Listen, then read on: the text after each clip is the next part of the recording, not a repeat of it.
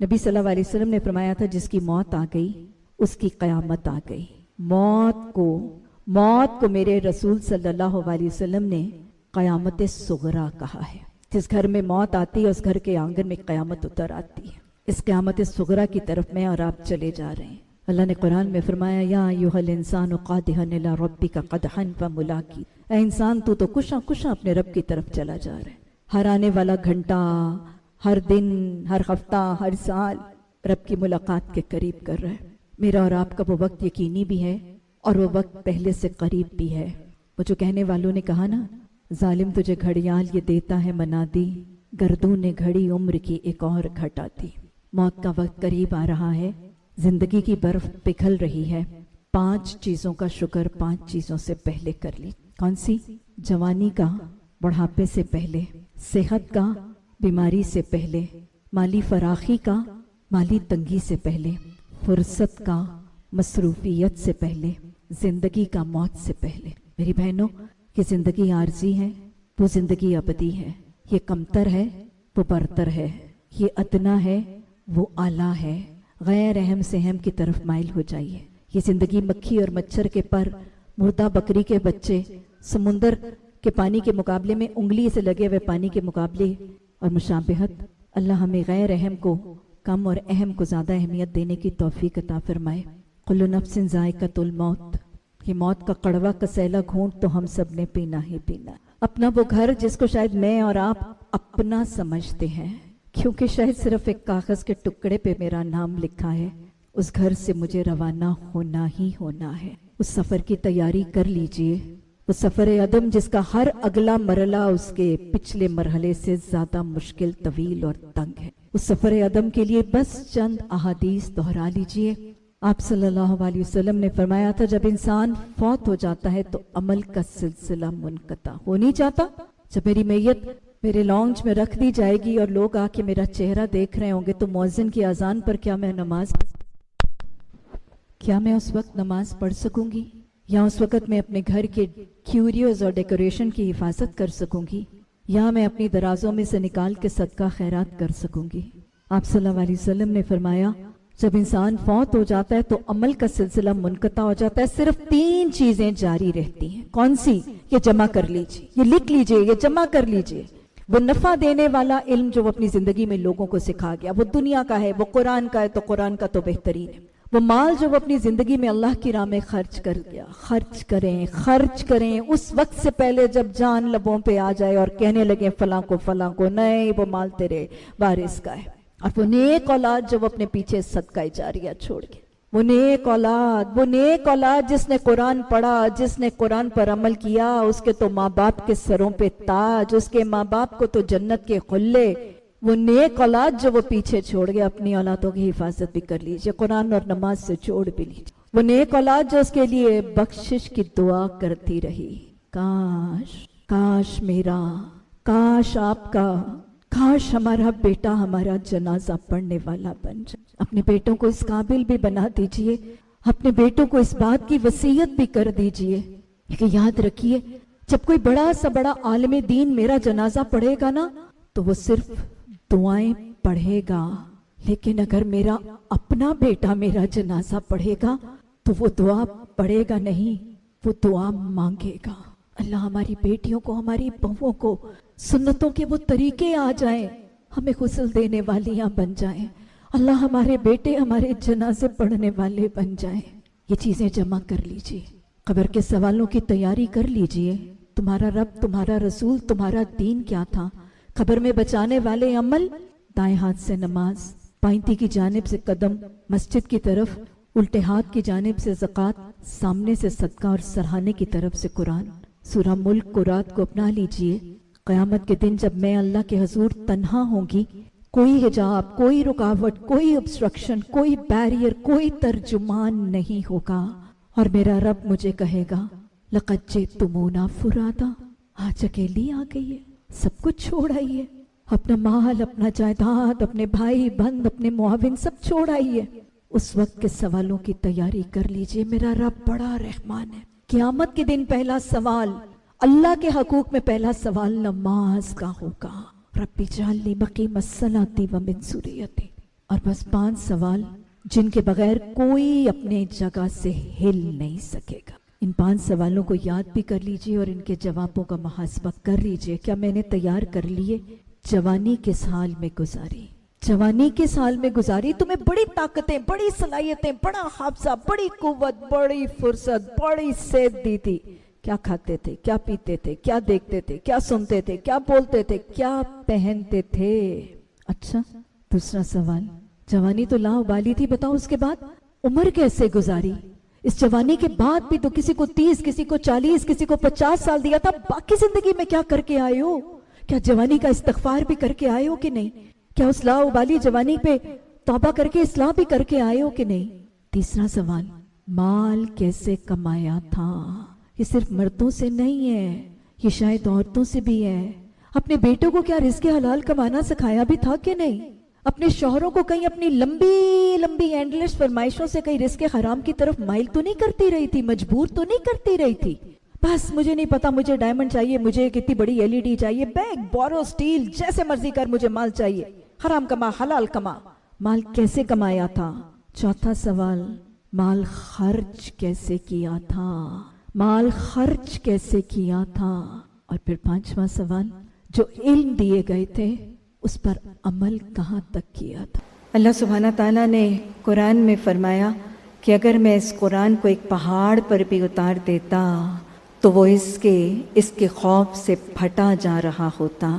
اللہ ہمیں بھی اپنا تقوی اور اپنی خشیت عطا فرما، ہمارے دلوں کو تقوی عطا فرما. اللہم انی اسألک الہدی والتقی والعفاف والغنی. میری بہنوں، ہمارا اس اجتماعی پروگرام پر میرا ہمیشہ ہی ایک طریقہ ہوا کرتا ہے کہ میں دعا سے پہلے معاشرتی حالات کے حوالے سے جو کرنٹ کوئی ایک سچویشن، کوئی ایک پرابلم ہوتی ہے، اس پر میں بات ہمیشہ ہی کرتی ہوں، اس درد دل کے ساتھ، اس خواہش اور اس آرزو کے ساتھ کہ شاید جو مسائل کی نشاندہی کی گئی ہو وہ شاید اصلاح کا ایک ذریعہ بن جائے، اور اللہ ہمارا نام اصلاح کرنے والوں کی صف میں شامل فرما دے. آج کے دور میں ہمارے گھروں کی کمزوری اور ہمارے گھروں کی کیفیت ہم سب جانتے ہیں. ہم آج اپنے معاشرے کے گھروں کے حالات سے بخوبی واقف ہیں. وہ گھر جو معاشرے اور سوسائٹی کا بیسک یونٹ اور بیسک اکائی ہے، وہ معاشرے کا بیسک یونٹ اور بنیادی اکائی گھر ہے. یہ گھر اصل میں ان ننھے پودوں کی نرسری ہے جو کل کے ایک بہت خوبصورت گھناور درخت ہوں گے، جن کو قرآن شجرۃ طیبۃ کہہ کر پکارتا ہے. یہ وہ درخت جو کل کے معاشرے میں ماحول کو بھی خوبصورت بنائیں گے، خوشگوار بھی بنائیں گے، گندگیوں اور ثقافتوں کو بھی مٹائیں گے.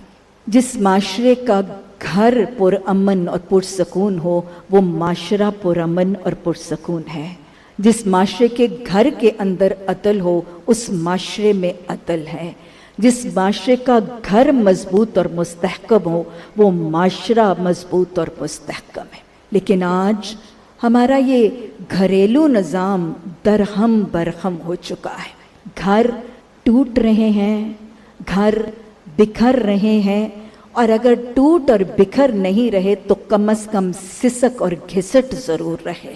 گھروں کے اندر انتشار ہے، بگاڑ ہے، فساد ہے، بے سکونیاں ہیں، لڑائیاں ہیں، جھگڑے ہیں. اور وہ جو قرآن نے مقصد بنایا تھا گھروں کو بنانے کا، لِتَسْكُنُوا، تاکہ تم ایک دوسرے کی طرف سکون حاصل کرو، وہ مقصد پورا ہوتا نہیں نظر آ رہا. آج میں بڑے افسوس سے اس بات کی نشاندہی کروں گی کہ گھر کے افراد سکون تلاش کرنے کے لیے گھروں میں نہیں، گھروں سے باہر جاتے ہوئے نظر آتے ہیں. اور میں یہی محسوس کروں گی اور کہوں گی کہ یہی آج ہمارے دور کا المیہ بھی ہے. آج ہمارے گھروں کے سکون کو کس ناگ نے اور کن ناگنوں نے ڈس لیا، کچھ اسباب، کچھ فیکٹرز، ان کی نشاندہی کرنا چاہوں گی، شاید یہ اصلاح کا ذریعہ بن جائے.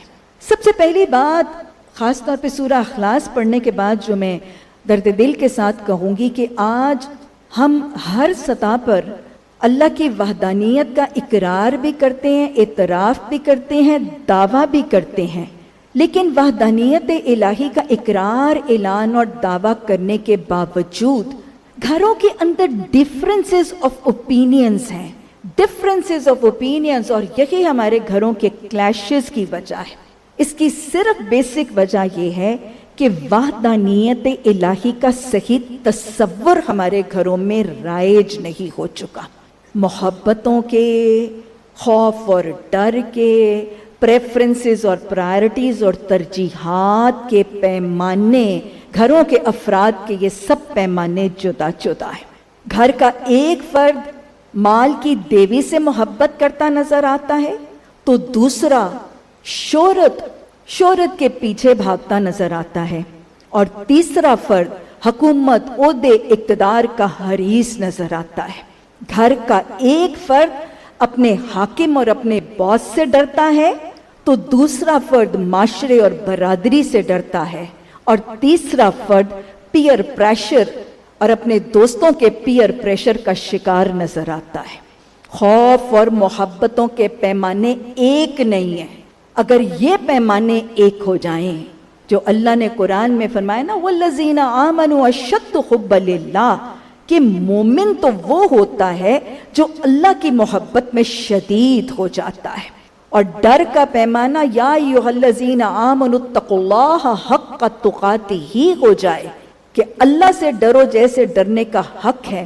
تو جب خوف اور محبت کے پیمانے ایک ہو جائیں گے تو پھر وحدانیت الہی کا صحیح گھروں میں رنگ رائج ہو جائے گا، تو یہ کلیشز اور ڈفرینسز آف اوپینین کا خاتمہ ہو جائے گا۔ آج بحیثیت قوم اگر ہم دیکھیں تو ہمارے معاشرے میں محمد الرسول اللہ صلی اللہ علیہ وسلم کا تصور تو رائج ہے، ہم نبی صلی اللہ علیہ وسلم پر ایمان بھی لاتے ہیں، محبت، ادب، عقیدت، احترام کے دعوے بھی کرتے ہیں، اور انہی دعووں کے ساتھ ساتھ ہم اپنے گھروں میں دروس کی، درود کی، نعتیہ محفلیں بھی برپا کرتے ہیں، لیکن حب رسول صلی اللہ علیہ وسلم کے صحیح تقاضوں سے محروم ہے۔ اطاعت رسول صلی اللہ علیہ وسلم، اتباع سنت محمد صلی اللہ علیہ وسلم، یہ زندگیوں سے اٹھتی ہوئی نظر آتی ہے اور یہ زندگیوں میں رنگ نظر نہیں آ رہا۔ ترجیحات، پریفرنسز اور پرائیورٹیز جدا جدا ہے۔ گھر کا ایک فرد اگر مالداروں کو آئیڈیلائز اور کاپی کر رہا ہے تو دوسرا فرد ڈیزائنروں کو گلیمرائز کر رہا ہے، اور تیسرا فرد صرف اور صرف شاید انٹلیکچوئلز کی بات سن رہا ہے۔ یہ ترجیحات فرق ہیں، ہماری پریفرنسز اور پرائرٹیز فرق ہو گئی۔ ارے وہ مدینہ کے گھرانے جہاں پہ ترجیحات اطیعوا اللہ و اطیعوا الرسول صلی اللہ علیہ وسلم پر مبنی تھی، ہمارے وہ مدینہ کے گھر جہاں پہ لقد کان لکم فی رسول اللہ اسوۃ حسنۃ اس کا رنگ تھا، وہ گھر کتنے خوبصورت اور کتنے پرسکون اور کتنے خوشحال گھرانے تھے۔ کیسے تھے وہ گھرانے کہ شوہر کی گود میں بیوی کا سر ہے اور وہ سر دباتے نظر آ رہے ہیں، بیوی کی گود میں شوہر کا سر ہے اور وہ قرآن کی تلاوت کر رہے ہیں اور بیوی سر میں تیل ڈال رہی ہے۔ بیٹی اپنے بیمار باپ کی عیادت کرتے کرتے خود بیمار پڑتی نظر آ رہی ہے، اور ماں اپنے بچے کو اپنی گود میں بٹھا کر دودھ پلا کے چکی پیستے ہوئے قرآن کی تلاوت کرتی نظر آ رہی ہے۔ کتنے خوشحال تھے گھرانے، کتنی محبتیں تھیں ان گھرانوں میں، کتنا مضبوط اور مستحکم تھا یہ معاشرہ۔ اس معاشرے میں ماؤں کو بیٹیوں کے پیرے پہ نہیں بیٹھنا پڑتا تھا، اس معاشرے میں باپوں کو آدھی رات تک اپنے جوان بیٹوں کا انتظار نہیں کرنا پڑتا تھا، اس معاشرے میں جوانوں کی نگاہیں بھی ضبط میں تھیں اور بچیوں کی عصمتیں بھی محفوظ تھیں۔ وہ معاشرہ جس میں محمد صلی اللہ علیہ وسلم کے اسوہ کو تھاما گیا تھا، وہ ہم رنگ بھی تھا، ہم خیال بھی تھا، پرسکون بھی تھا، مضبوط بھی تھا، مستحکم بھی تھا۔ ہمارا حال کیا ہوا؟ کوا چلا ہنس کی چال اپنی بھی بھول گئے۔ ہم نے اتباع سنت کو نکال دیا، ہم نے اطاعت رسول صلی اللہ علیہ وسلم کو زندگیوں سے خارج کر دیا۔ آج ہم ویسٹ کے پیچھے، یورپ کے پیچھے، امریکہ کے پیچھے چلتے ہیں۔ ہمارا کھانا پینا، نشست برخاست، ہمارے لباس، ہماری خوشیاں، ہماری غمیاں، ہماری شادیاں، ہمارے تہوار، ہماری معیشت، معاشرت، ثقافت، تقدم، ساری کی ساری تمدن ان کے پیچھے چل رہا ہے۔ ہم ان کی پیروی کر رہے ہیں، ارے ان کی پیروی کر رہے ہیں جن کا اپنا حال یہ ہے کہ been there done that، وہ وہاں سے واپس آ کے ہمارے نظام فطرت اور دین فطرت کی طرف پلٹ رہے ہیں۔ ارے ان کے پیچھے چل رہے ہیں جو خود دلدلوں میں تڑپ رہے ہیں، جو خود اندھیروں میں گرے ہوئے اور ان اندھیروں اور دلدلوں سے نکلنے کے لیے ہاتھ پاؤں مارتے ہوئے نظر آ رہے ہیں۔ ہم ان کے پیچھے چل کے ان دلدلوں میں جانے کے طریقے اختیار کر رہے ہیں۔ ارے وہ تو دلدلوں میں گرے اور وہ تو دلدلوں میں گرتے کیونکہ ان کے پاس تو ہدینہ النجدین نہیں تھا، ان کے پاس تو ہدی للمتقین نہیں تھا۔ میں اور آپ کیوں گریں؟ میں اور آپ دلدلوں میں کیوں جا پڑیں؟ ہمارے پاس تو ہدی و رحمت للمحسنین ہے، ہمارے پاس تو شفاء لما فی الصدور ہے، ہمارے پاس تو وَهُوَ خَيْرٌ مِّمَّا يَجْمَعُونَ ہے، ہمارے پاس تو وہ ہے کہ محمد صلی اللہ علیہ وسلم نے فرمایا تھا ابشرو، خوش ہو جاؤ، گڈ نیوز ہے۔ کیا گڈ نیوز ہے؟ اس قرآن کا ایک سرا تمہارے ہاتھ میں، دوسرا سرا اللہ کے ہاتھ میں، اس کو تھامے رکھو گے تو ناکام اور نامراد نہیں ہوگے۔ ہم کیوں گرے ان دلدلوں میں؟ محمد صلی اللہ علیہ وسلم نے فرمایا تھا انی ترکت فیکم شیئین، میں اپنے پیچھے دو چیزیں چھوڑے جا رہا ہوں، کتاب اللہ و سنتی، ان کو تھامے رکھو گے تو راستہ گم نہیں کرو گے، خسارے سے دو چار نہیں ہوگے۔ ہم خسارے میں کیوں پڑے؟ ہمارے پاس کتاب اللہ اور سنتی موجود ہے۔ آج گھر کی بے سکونی کا سب سے بڑا حل تو قرآن نے خود بتا دیا، وَاعْتَصِمُوا بِحَبْلِ اللَّهِ جَمِيعًا، سب کے سب گھر کے افراد قرآن اور حدیث اور اللہ کی رسی کو تھام لو۔ یہی مسائل کا حل ہے اور یہی سکون کا سب سے بڑا نسخہ بھی ہے۔ آپ کو پتہ ہے موتی جب الگ الگ ہوتے ہیں تو وہ بکھرے ہوئے ہوتے ہیں، منتشر ہوتے ہیں، لیکن جب ان کو ایک رسی میں پرو دیتے ہیں، انہیں موتیوں کو ایک دھاگے میں پرو دیتے ہیں تو ایک خوبصورت سی مالا بن نہیں جاتی؟ یہ حسن میں اضافہ کر نہیں دیتی؟ تو بس ان تمام گھر کے موتیوں کو جب ہم قرآن اور حدیث کی رسی میں سمو دیں گے، قرآن اور حدیث کی رسی میں پرو دیں گے، تو پھر یاد رکھیے گا یہ سارے کے سارے ایج ڈفرنسز، یہ جینڈر ڈفرنسز، یہ جنریشن گیپس، یہ جو آج ہم جنریشن بیریئرز کی باتیں کرتے ہیں، یہ سب مٹ جائیں گے، ذہن ایک ہو جائیں گے، سب لائک مائنڈڈ ہو جائیں گے، پریفرنسز، پرائیورٹیز، ترجیحات ایک ہو جائیں گی، کلیشز ختم ہو جائیں گے اور ٹسل ختم ہو جائے گی اور بیریئرز ٹوٹ جائیں گے اور محبتیں عام ہو جائیں گی، یہ ہم رنگ ہو جائیں گے، سب پر صبغت اللہ چڑھ جائے گا۔ اللہ ہمیں گھروں کے افراد کو ایک رسی میں پرونے اور باہر سے جو موتی لاتے ہیں ان کو بھی اسی رسی میں پرونے کی توفیق عطا فرمائے۔ اللہ سبحانہ تعالیٰ نے قرآن میں حکم دیا ہے فَاذْكُرُونِي، میرا ذکر کیا کرو، یہ قرآن کا ڈو ہے، فَاذْكُرُونِي، میرا ذکر کیا کرو۔ اور اللہ نے قرآن میں ایک ڈونٹ کہا ہے وَلَا تَقُمْ من الغافلین، دیکھو تم غافلوں میں سے نہ ہو جانا۔ ذکر الہی اللہ کا حکم ہے اور ذکر الہی سے غفلت اللہ کی نواحی ہے۔ اور ذکر کیا ہے کہ دل میں اللہ کی یاد ہو اور زبان پر اللہ کا نام ہو، لیکن آج ہر شکل میں ذکر ہمارے گھروں سے اٹھتا چلا جا رہا ہے، ہر حالت میں ذکر، وہ ذکر چاہے نماز ہے، وہ ذکر چاہے قرآن کی تلاوت ہے، وہ ذکر چاہے تسبیحات ہے، وہ ذکر چاہے مسنون کلمات ہیں یا مسنون دعائیں ہیں، وہ آج گھروں میں سے اٹھتا چلا جا رہا ہے، نکلتا چلا جا رہا ہے۔ تو کیسے سکون ہوگا؟ کہاں سے امن ہوگا؟ اللہ نے قرآن میں فرمایا وَلَا ذِكْرُ اللَّهِ أَكْبَرُ، ذکر الہی سب سے بڑی بات ہے۔ تو جب سب سے بڑا فیکٹر، جو سب سے بڑا کمپوننٹ ایک مومن کی زندگی میں سے نکل گیا تو سکون کہاں سے آئے گا؟ امن کہاں سے آئے گا؟ اطمینان کہاں سے ملے گا؟ یہ سب سے بڑا فیکٹر ہی اگر ہم نے اپنی زندگیوں میں سے نکال دیا تو امن کہاں سے آئے گا؟ رہنمائی کہاں سے ملے گی؟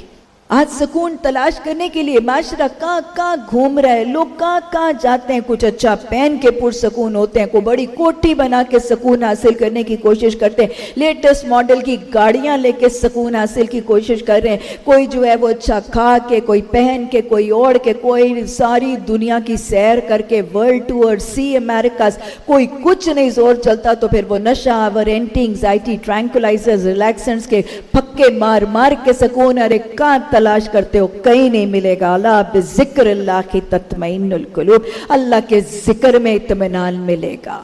اللہ کا ذکر کرو گے، دلوں میں اللہ کی یاد ہوگی، زبانوں پہ اللہ کا نام ہوگا، تبھی تمہارے دلوں کے سکون ہوں گے، اور تبھی تمہارے گھر پرسکون اور مطمئن ہوں گے، اور بے سکونیوں سے محروم ہوں گے۔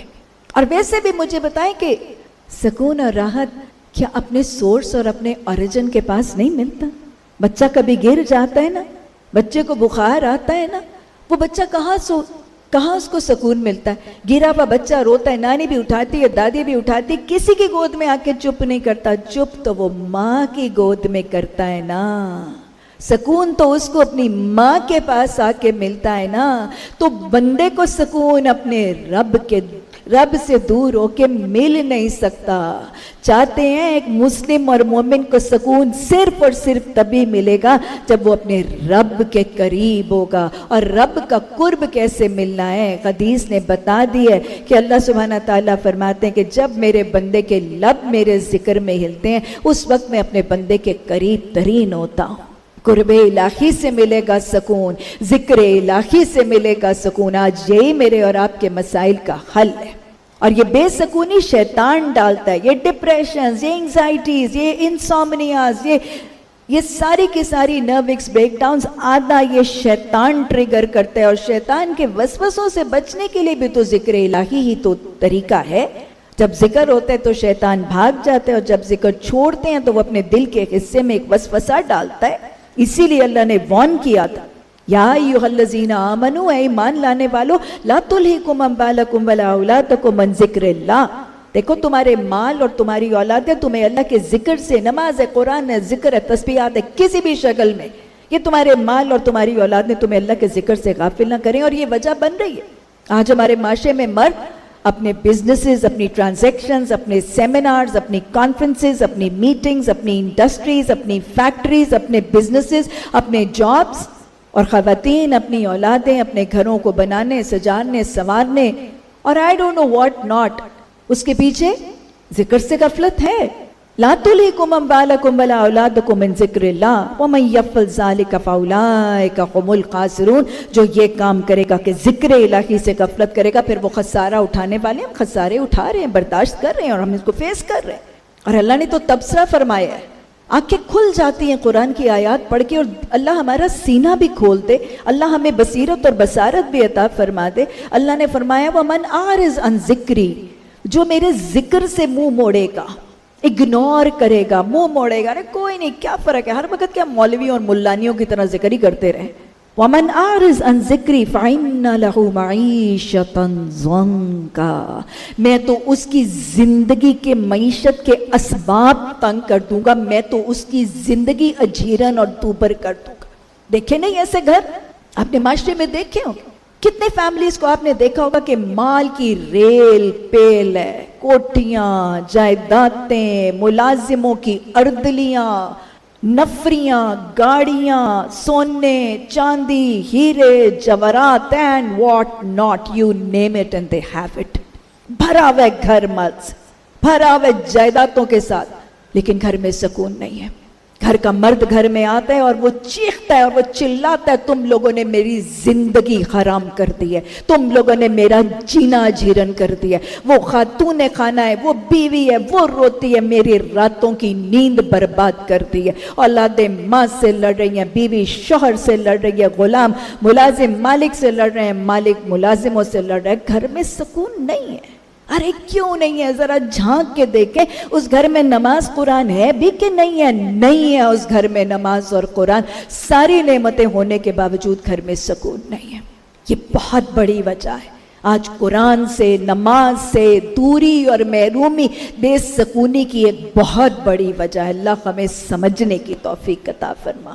اللہ نے قرآن میں حکم دیا واشکروا لی ولا تکفرونی، میری نعمتوں کا شکر کیا کرو اللہ کے بندو، میری نعمتوں کا کفران نہ کرنا۔ یہ حکم دینے کے بعد اللہ نے وعدہ بھی کیا ہے وَلَئِن شَكَرْتُمْ وَلَئِن شَكَرْتُمْ لَأَزِيدَنَّكُمْ وَلَئِن كَفَرْتُمْ إِنَّ عَذَابِي لَشَدِيدٌ۔ دیکھو اگر شکر کرو گے تو میں تمہیں مزید نعمتوں سے نوازوں گا، اور اگر کفر کرو گے، ناشکری کرو گے، میری نعمتوں کی کمی کرو گے تو یاد رکھنا ان عذابی لشدید، پھر میرا عذاب بہت سخت ہے، پھر میرا عذاب۔ اور یہ عذاب ہی تو ہے جو ہم بھگت رہے ہیں، یہ عذاب ہی تو ہے، ناشکری کا عذاب ہے جو آج کے دور میں ہم بھگت رہے ہیں۔ سارا گھر بھگت رہے، سارا معاشرہ بھگت رہے اس ناشکری کے عذاب کو۔ ناشکریاں ہر سطح پر موجود ہیں۔ اللہ کا حکم ہے شکر کے حوالے سے وَاشْكُرُوا لِي وَلِوَالِدَيْكَ، میرا بھی شکر کیا کرو اور اپنے والدین کا بھی شکر کیا کرو۔ اللہ کی تو جو ناشکری ہے وہ ہے ہی، اللہ کی تو جو ناشکری ہے وہ ہے ہی۔ والدین کی ناشکریاں، کتنی ناشکریاں والدین کی، وہ جملے سنے نہیں ہیں جو کلیجہ بھی شاید کاٹ دیتے ہیں اور دل بھی دکھا دیتے ہیں۔ اولادیں کہتی ہیں بس اوقات ابا نے ہمیں دیا کیا، اماں نے ہمارے لیے کیا کیا۔ اللہ اکبر، ابا نے تمہیں دیا کیا؟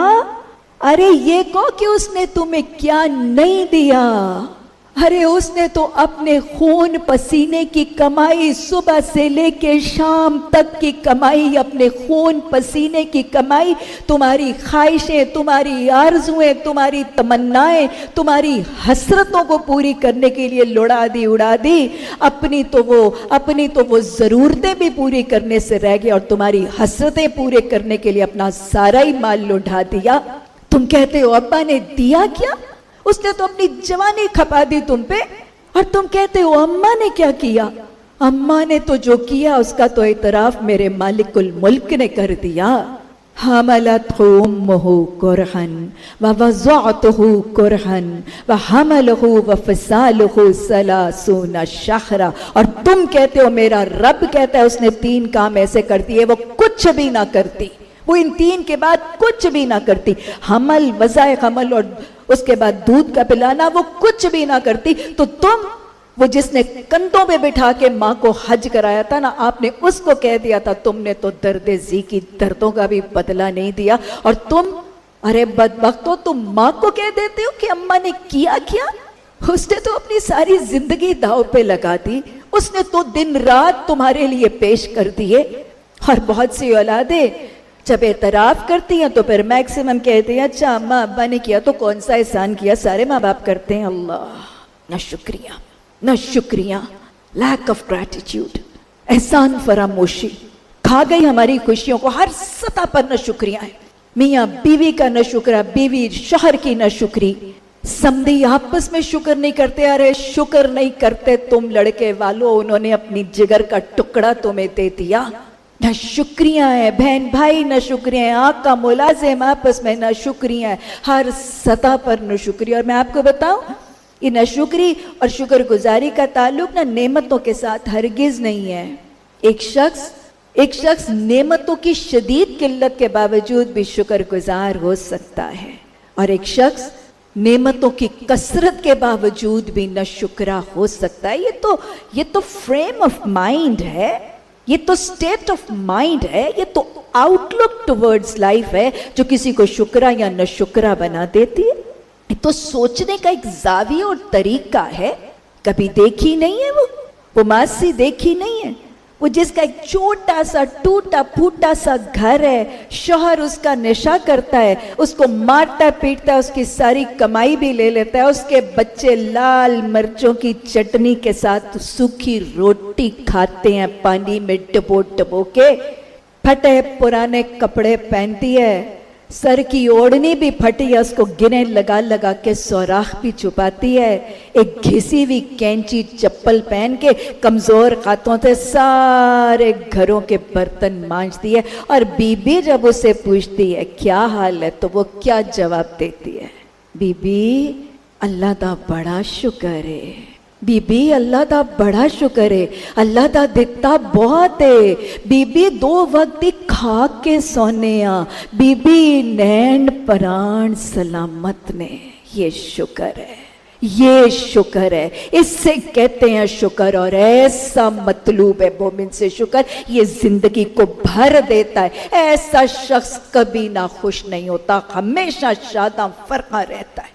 آج ہمارے معاشرے میں حال نہ جو اللہ سبحانہ تعالیٰ قرآن میں فرماتے ہیں وَآتَاكُم مِّن كُلِّ مَا سَأَلْتُم، جو تم نے مانگا میں نے تمہیں دیا۔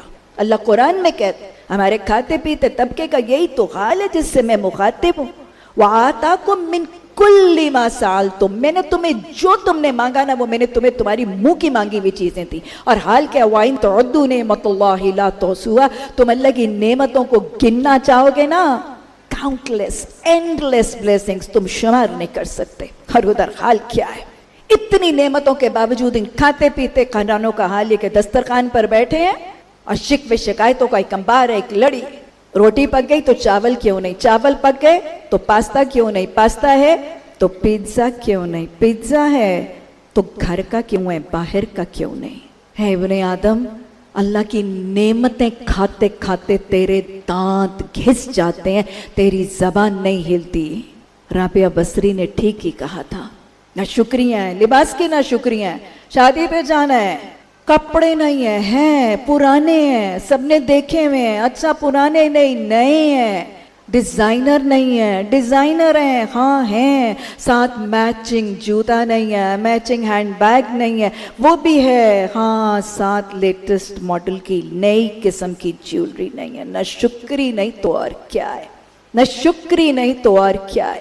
وہ بچی جو کمبائنڈ سسٹم میں رہ رہی ہے اس کا جملہ سن لیں، تمہیں رہنا پڑے، تمہیں اکوموڈیٹ کرنا پڑے، تمہیں ایڈجسٹ کرنا پڑے، تمہیں صبح سے شام تک ساس کی نظریں برداشت کرنی پڑے، تب تمہیں پتا چلے۔ اور وہ جو الگ رہ رہی ہے تمہیں سارا سسٹم چلانا پڑے، تمہیں ذمہ داریاں اٹھانی پڑے، تمہیں پورے گھر کا سسٹم نہ یہ خوش ہے نہ وہ خوش ہے، کسی حال میں کوئی خوش نہیں۔ یہ ناشکریوں کی ناگن ہمیں ڈس رہی ہے۔ ربی اعنی علی ذکرک و شکرک و حسن عبادتک، اللہ سبحانہ تعالی ہماری مدد کر کہ ہم تیرا ذکر کریں، تیرا شکر کریں۔ اور یاد رکھیے گا عبادات میں بھی حسن تبھی پیدا ہوتا ہے جب زندگی میں ذکر اور شکر رائج ہو جاتا ہے۔ اور وہ جو حدیث ہے نا، 5 چیزوں کا شکر 5 چیزوں سے پہلے کرو، کون سا؟ جوانی کا، بڑھاپے سے پہلے، صحت کا، بیماری سے پہلے، مالی فراخی کا، مالی تنگی سے پہلے، فرصت کا، مصروفیت سے پہلے، اور زندگی کا، موت سے پہلے۔ اللہ ہمیں شاکر دل عطا فرما دے۔ میرے رب کا حکم ہے وَاسْتَعِينُوا بِالصَّبْرِ وَالصَّلَاحِ، صبر اور نماز کے ساتھ مدد حاصل کرو۔ اس حکم کے بعد میرے رب کی خوشخبری ہے وَبَشِّرِ الصَّابِرِينَ، صبر کرنے والوں کو خوشخبری دے دو۔ اور رب کا وعدہ ہے ان اللہ مع الصابرین، حکم بھی ہے، خوشخبری بھی ہے، وعدہ بھی ہے صبر کے لیے، لیکن اس کے باوجود ہماری زندگیوں میں بے صبریاں، جلد بازیاں، تحمل کی کمی، لیک آف ٹالرنس، اتنا زیادہ بے صبری اور اتنی زیادہ جلد بازیاں، اوور نائٹ، راتوں رات مالدار بن جانے کی جلدی، جاب میں انٹر ہونے کے بعد کچھ مہینوں کے بعد پروموشن اور ترقی کر کے گویا فیکٹری کا جی ایم ای بن جانے کی جلدی۔ ایک لڑکی بیاہ کے آتی ہے، گھر میں آتی ہے اور اس کو جلدی ہوتی ہے کہ کچھ مہینوں کے اندر اندر یہ شوہر جو ہے نا یہ تو میرے ہی گرد چکر کاٹنے لگ پڑے اور میرا ہی مطیع فرمان بن جائے، اور پورے گھر کے افراد میری انگلیوں پر پپٹس کی طرح ناچنے لگے اور گھر کا پورا سسٹم ادھڑ کے میری مرضی کے مطابق آلٹر اور ٹیلر ہو جائے۔ اور اگر ایسا نہیں ہوتا تو وہ 6-7 مہینے کے بعد کہتی بس میں نہیں رہ سکتی، میں نے بتا دیا میرا گزارا ہی نہیں۔ ارے اللہ کے بندو، ارے اللہ کے بندی، کچھ دیر رہ تو لو، کچھ دیکھ تو لو، کچھ دکھا تو لو، کچھ سن تو لو، کچھ سنا تو لو۔ لیکن یہ جواب، مجھے کیا ضرورت ہے کمپرومائز کرنے کی، میں کافی کمانے کھانے کے قابل ہوں، مجھے کیا ضرورت ہے کسی کی جوتیاں چاٹنے کی. ادھر بہو بیاہ کے لاتے ہیں اور دلہن کے گھر آنے کے بعد پورے سسرال والوں کو جلدی پڑ جاتی ہے کہ یہ آتے سارے ایک روبوٹ کی طرح پورے گھر والوں کا مزاج بھی سمجھتے اور آتے ساری پورے گھر کا سسٹم بھی اپنے کندھوں پہ اٹھا لے. ارے کیسے اٹھا لے؟ 18 سالوں میں تم نے جو اپنی بیٹی کو نہیں سکھایا یہ 18 مہینوں میں کیسے سیکھ لے؟ اتنی جلد بازی. میں تو کئی دفعہ یہ مثال دیتی ہوں کہ جب ہم نرسری سے ایک پودا لاتے ہیں نا اور اپنے گھر کے صحن میں یا باغیچے میں لگاتے ہیں نا تو کیا ہوتا ہے آپ سب جانتی ہیں. وہ تھوڑی دیر کے بعد وہ ڈھیلا سا ہو جاتا ہے، اس کے پتے بھی لٹک سے جاتے ہیں اور پھر ہم اس کو پانی دیتے ہیں اور پھر ہم اس کو کھاد ڈالتے ہیں، اس کی نگرانی کرتے ہیں، اس کی حفاظت کرتے ہیں اور پھر کچھ سالوں کے بعد وہ ایک خوبصورت سی بیل بن جاتی ہے جس پہ بہت خوبصورت پھول بھی لگتے ہیں. ہمارا آنگن ہمارا لان اس سے خوبصورت بھی ہوتا ہے. یہاں وہ ایک بہت خوبصورت سا درخت بھی بن جاتا ہے اور پھر وہ پودا جو ہے وہ ہمیں بہت سے فید بھی دیتا ہے، بہت سے پھل پھول بھی ہمیں اس سے ملتے ہیں. یہ تحمل ہے. کچھ ٹوٹکے بتاؤں؟ Just relax, keep cool, stay calm, let live and let go, just ignore. اللہ ہمیں ان چھوٹے چھوٹے ٹوٹکوں پر عمل کرنے کی توفیق عطا فرمائے. اللہم اجعلنی صبورا واجعلنی شکورا، اللہم اجعلنی صبورا واجعلنی شکورا. اور پھر گھروں کا ایک بہت بڑا روگ آج کے مادہ پرست دور میں، آج کے مٹیریلسٹک دور میں، آج کے مادہ پرست دور میں وہ روگ جس کو اللہ نے قرآن میں فرمایا وَتُحِبُّونَ الْمَالَ حُبًّا جَمًّا، تم مال سے بڑی شدید محبت کرتے ہو. اِنَّهُ لَحُبِّ الْخَيْرِ لَشَدِيدٌ. ایشو اور پرابلم تمہارا صرف یہ ہے کہ تمہارے دلوں میں نا یہ مال کی محبت بڑی رچ بس گڑی گئی ہے، پیوستوں کے رہ گئی ہے، کھپ بھی گئی ہے تمہارے دلوں. یہ مال کی محبت اور یہ مال کی دیوی، ہرس، ہوس، طمع، لالچ، بخل. وہ کسی نے کہا نا کہ ہوس چھپ چھپ کے سینوں میں بنا لیتی ہے تصویریں. کسی کے دل میں اپنے کسی بڑے مالدار امیر رشتہ دار کی کوٹھی کی تصویر بس گئی ہے. کسی کے دل میں اپنے ہمسائے کی لیٹسٹ ماڈل کی آڈی کی تصویر بس گئی ہے اور کسی کی نگاہوں میں اپنی نند کے ڈائمنڈ کے سیٹ کی تصویر بس گئی ہے. ہوس نے یہ تصویریں دلوں میں بنا دی ہیں، بسا دی ہیں. اور پھر کیا ہے؟ پھر حسد ہے. اس ہوس کے بعد پھر حسد ہے، پھر جیلسی ہے. اور اتنا حسد کہ بلیو یو می، میں تو اس بات کو بڑی شدت سے محسوس کرتی ہوں کہ آج سے شاید 2 دہائیاں پہلے ہی ہمارے بچپن کے دور میں کسی کو خوشی ملتی تھی، کوئی ترقی ملتی تھی، کوئی کامیابی ہوتی تھی، کوئی اچھا رزلٹ آتا تو فون کر کے رشتہ داروں کو بتایا جاتا تھا. سب رشتہ داروں، پھوپھیوں، چچاؤں، خالوں، ماموں کو سب کو خبر دی جاتی تھی اور سب خوشیوں میں مل جاتے تھے. ایسے خوشی جیسے دوبالا نہیں ہو جاتی تھی. آج خوشیاں ملتی ہیں، کامیابیاں ملتی ہیں تو اسے بھی چھپا کے رکھتے ہیں کسی حاسد کی نظر نہ لگ جائے. یہ وہ مال کی محبت ہے اور اس مال کی محبت نے ریا، اسراف، نمود و نمائش، تصنع، بناوٹ، یہ نمود و نمائش، یہ ایگزیبیشن، یہ ڈیمنسٹریشن آف ویلتھ، اس نے ہماری زندگیوں میں اتنی آرٹیفیشلٹی، اتنی بناوٹ، اتنا تصنع کریٹ کر دیا ہے کہ آج حقیقتاً گھر نہیں لگتے، گھر لگتا ہے آرٹ گیلریز بن گئی ہیں. گھر آرٹ گیلریز بن گئی ہیں اور گھروں کے افراد جو ہے نا وہ ایسے لگتا ہے کوئی ڈیکوریشن پیسز یا کیوریوز بن گئے. وہ روکھی پھیکی مسکراہٹیں ڈرائنگ رومز کے اندر بیٹھ کر صرف نوکے زبان سے نکلنے والے انتہائی refined, polite, extra polite conversations, لیکن دل محبتوں سے خالی. دلوں کے اندر تو خلوص اور اخلاص کی جگہ خود غرضی نے لے لی. دلوں کے اندر تو ایثار اور سیکریفائس کی جگہ سیلفشنس نے لے لی. آج خود غرضیاں اور یہ سیلفش لائف سٹائل. کتنے اچھے تھے دن میرے بچپن کے دن, کتنے اچھے تھے دن میرے بچپن کے دن, جب گھر میں پھوپھیاں, چچا, خالائیں, ماموئے سب بھر جاتے تھے. باتیں تھی, خوشیاں تھی, رونقیں تھی, ادھم تھا, سب ایک دوسرے کے ساتھ دل جوئیاں تھیں. اور ہماری مائیں شاید کبھی سالن میں تھوڑا سا پانی یا ایک دال یا ایک ترکاری کو بڑھا کے دسترخوان پہ رکھ دیتے تھے اور سب گھل مل کے خوشی سے کھا بھی لیتے تھے. ارے محبتوں کی چھاؤں تھی, خلوص کی مٹھاس تھی, آپس کے ایثار اور چاہتوں کی چاشنی تھی. کتنے اچھے تھے دن میرے بچپن کے دن. وہ دن آج نہیں رہے. خود غرضیاں ہیں, سیلفشنس ہے. اور اس سیلفشنس میں ایک وہ جو دو بچوں کا ایک ماحول ہے نا, وہ بھی اس خود غرضانہ سارے ماحول کو بڑھانے کا ذریعہ بن گیا.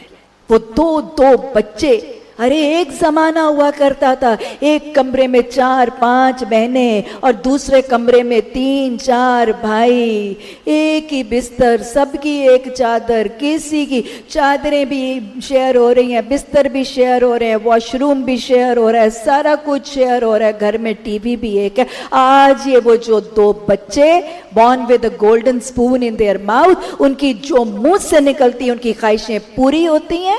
ان کا سیلف کانفیڈنس بھی تو ہم شیٹر نہیں کرنا چاہتے, ہم ان کی پریسٹیج کو بہت ہرٹ نہیں کرنا چاہتے. یہ 2 بچے خود غرضی کے خول میں, یہ میرا کمرہ ہے, یہ میرا واش روم ہے, یہ میرا آئی پیڈ ہے, یہ میرا ٹی وی ہے. شیئرنگ از کیئرنگ کا تصور نکل گیا, یہ خود غرضی کا لبادہ آ گیا.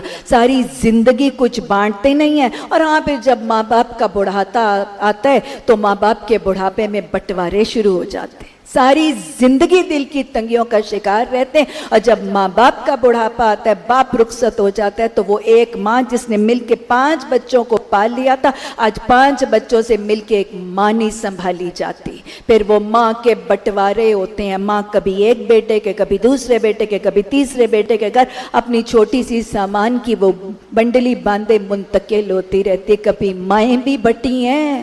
یہ تو جنت کے حصول کے ذریعے ہیں, یہ تو رب کی رضا کے ذریعے ہیں. ان کے تو قدموں تلے جنت ہے. کبھی رحمتوں کو بھی کسی نے بانٹا ہے. اور میں آپ کو ایک اور بات بھی بتاؤں کہ اس میں بس اوقات نا والدین کی بھی کمی ہے. آج یہ جو پڑھا لکھا والدین کا طبقہ ہے نا, اپنی انٹلیکچوئل سی سوچ میں اپنے آپ کو سیلف لیس ثابت کرتے ہوئے ہم اپنے بچوں کی زندگی کی دوڑ میں, ان کی ترقی کی دوڑ میں ان کے پاؤں کی زنجیر نہیں بننا چاہتے ہیں. Let them move along in life, let them rise in life. ہاں کیوں ان کی ترقی کی دوڑ میں رکاوٹ بنے, لیکن ان کو اپنے حقوق تو سکھائیے, اپنے حقوق تو سکھائیے. ارے ان کو جنت کی کنجی نماز کی طریقہ نہیں سکھاتے تو اپنی اولادوں کو اپنے حقوق تو سکھائیے, ان کو والدین کے فرائض تو سکھائیے. وہ والدین جو جنت کی حصول کا سب سے زیادہ آسان طریقہ ہے, ان کو وہ فرائض تو سمجھائیے. اور یہ وہ خود غرضانہ سا وہ جو کہتے ہیں نا ہم 2 ہمارے 2, یہ وہ 2 بچوں کا معاشرہ اتنا خود غرضانہ. وہ جو آپ نے اس دن جہنم میں جہنمیوں کا پوچھا تھا اللہ نے, کہ وہ فرشتوں نے پوچھا کہ یہ یہاں کیوں ہیں, تو جہنمیوں نے کہا کہ ہم اپنے گھر والوں میں ہی مگن رہتے تھے. ہم 2 ہمارے 2, ویکینڈز پلان ہو رہے ہیں, ویکیشنز پلان ہو رہی ہیں, ڈائننگ آؤٹس ہو رہی ہیں, ہوٹلنگز ہو رہی ہیں, شاپنگ سینٹروں کے چکر لگ رہے ہیں, اور یہاں نئے مالوں کے حج ہو رہے ہیں. نئی فکر کسی بیمار کی عیادت کی, نہیں کسی کی خبر گیری کی, نہیں کسی کی غم گساری کی. وہ مدینہ کا ماحول کہاں گیا جہاں گلی کے کونے کے اوپر کھڑا ہوا وہ روتا ہوا یتیم بچہ بھی نظر آتا تھا, سڑک کے اوپر کھڑی ہوئی وہ غریب عورت بھی نظر آتی تھی, وہ چوراہے کے اوپر کھڑا ہوا وہ کرتے کے بغیر والا فقیر بھی نظر آتا تھا. وہ معاشرہ کہاں گیا؟ یہ خود غرضیاں کھا گئیں. آج ہم ایک اور ہی دنیا میں مست ہو کے رہ گئے. نہ حقوق العباد ہیں, نہ رحم کے رشتے ہیں, نہ آپس کی محبتیں ہیں, نہ ایک دوسرے کے لیے وقت ہے, نہ توجہ ہے, نہ اہمیت ہے, نہ امپورٹنس ہے. مجھے تو یوں لگتا ہے کہ آج کے اس دور میں खाला की जगह जो है वो आईपॉड ने ले ली, पुप्पी की जगह आईपैड ने ले ली, मामू की जगह फेसबुक ने और इंस्टाग्राम ने ले ली, और चचा की जगह स्नैपचैट ने और व्हाट्सएप ने ले ली। एक ही कमरे के अंदर घर के अफराद बैठे होते हैं और कोसों दूर दुनिया के दूसरे कमरों में, दूसरी दुनिया में हम कहाँ गुत्तज़न हो रहे हैं। रिश्तेदारों के लिए, अपनों के लिए, प्यारों के लिए ना वक्त है, ना तवज्जो है, ना माल है, ना सलाहियतें हैं, ना इम्पोर्टेंस है, ना तरजीहात है, ना दुआएं हैं। हम सभी अपने आप से पूछें कि वो कब हुआ कि हमने अपने वालिद के गले में बाहें डाली। वो कब था कि मैंने अपने बेटे या अपने वालिद के सर की पेशानी के ऊपर मैंने बोसा लिया। मैंने कब आखिरी दफ़ा अपने भाई के हाथ को चूमा। मैंने कब अपनी माँ को, अपनी बहन को, अपनी बेटी को अपने गले से लगाया। हम तो शायद आज मोहब्बतें बतानी भी भूल गए, हम तो मोहब्बतें दिखानी भी भूल गए। और सिर्फ मोहब्बतें दिखानी और बतानी नहीं, मुझे तो लगता है कि हम शायद मोहब्बतें करनी भी भूल गए। मेरे रब का हुक्म है, इअदिलू, अदल करो, इअदिलू हुवा अक़रबु लित्तक़वा, अदल करो, वो तकवा के ज़्यादा करीब है। और अल्लाह ने सिर्फ अदल ही नहीं, अल्लाह ने तो कहा है अदल के अलमबरदार बन जाओ। लेकिन अदल की कमी, नाइंसाफियाँ, ज़्यादतियाँ, हक तलफियाँ, किसी चीज़ के दरमियान अदल नहीं नज़र आता, किसी रिश्ते में अदल नज़र नहीं आता। आज वो दो बहनें आपस में मिलती भी हैं, घुलती भी हैं, घूमती भी हैं, फिरती भी हैं, होटलिंग भी करती हैं, शॉपिंग भी करती हैं, मिलके डाइनिंग आउट भी करती हैं, दावतों में भी इकट्ठी जाती हैं। वो भाई को किस गुनाह की सज़ा दे देती हैं? उसको क्यों हवा में मुअल्लक छोड़ देती हैं? उस भाई का नाकर्दा गुनाह क्या सिर्फ यही था? क्या उस भाई का जिसको हम हवा में मुअल्लक कर देते हैं, क्या उसका नाकर्दा गुनाह सिर्फ यही होता है कि वो हमारी उस भाभी का शौहर है? उस भाभी का शौहर जिसको हम खुद तलाश करके लाई थी और बड़े चाहों से ब्याह के लाई थी, चूंकि ही just happens to be her husband, तो उसको हवा में मुअल्लक कर दिया जाता है। ये नाइंसाफ़ी नहीं है तो और क्या है?